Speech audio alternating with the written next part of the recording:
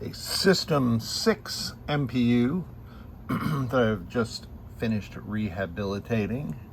I have installed a socket at the 5101, a CR2032 battery holder, and temporarily a CR2032 battery, and labeled the test button. Here's a jumper you need on a System 6 MPU when you install the battery holder, as I have. I have socketed the microprocessor, 6808 in this case.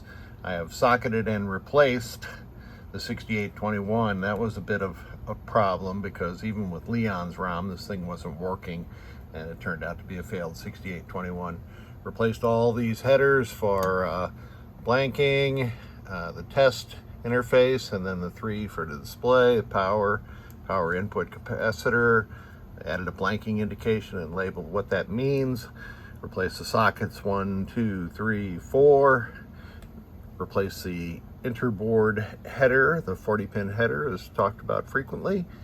Replaced all the headers on this driver board. This driver board is going out along with this MPU, and the client's driver board was too alkaline corroded to salvage, so I'm going to sell this one along with it.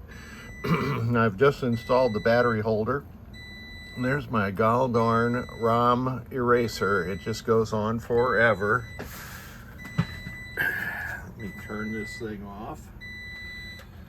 I wish that thing had a programmable number of beeps that it would make, but it does not. So I'm going to boot this thing for the first time since I put the battery holder on, and you will see that it's going to boot into audits since the memory in the 5101, located here, is not coherent, or at least the processor thinks it's not. So since I have a battery now, this memory should have been configured correctly. And I'll power off, wait a few seconds, and then power back on, and there you have the display oscillated in player one window between 550,000, which is the default high score to date, and 0. Lamp matrix is active and looks good. And over here on the solenoid panel, you can see solenoid 6 is blinking. That is the one of the flashers on the flash playfield. And 16 is on because that's the coin lockout solenoid. Now, flash came in 2 flavors. It had a long production run, so it came in both System 4 and System 6. So I have burned ROMs for the System 6 version, or green. And I always label these ROMs because Williams didn't feel like they should label or put any silkscreen on the PCBs. So this is IC20, or as they called it, green 1, and green 2, and then the game prom. So let's put it into test. And that is what it's supposed to do. Now we're in display test. So the CPU is driving the displays perfectly. And the next test is lamp test. And it is driving the lamps perfectly. And the next test is solenoid test. And those 2 green-orange LEDs that just lit up are the flipper ground that's located in the cube relay that's on the driver board. Now the solenoid 16 will extinguish, and if we watch long enough and let that come around again, it will blink again. The special solenoid's just triggered.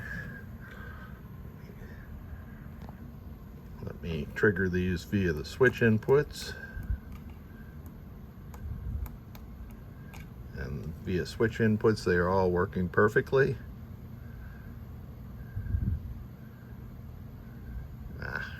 I blinked when this one was triggering the first time around, but it's good.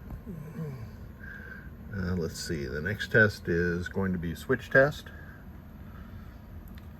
And flash has 48 switches that it will report.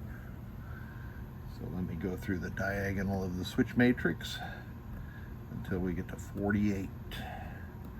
This is proving all the rows and all the columns are operating properly. So there's switch 48. good to go. The next set of adjustments we're in right now. Go back to 18, see how that's set to 20. If I set that to 0, the coin lockout relay will no longer lock out coins. So I think I've done that. And let me reboot.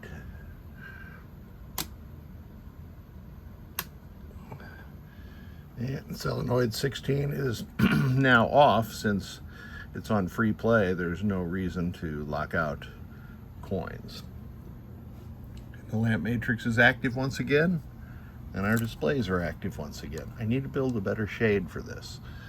So this MPU driver board, and I've got a rectangular sound card that I've recently finished also, are all good to go.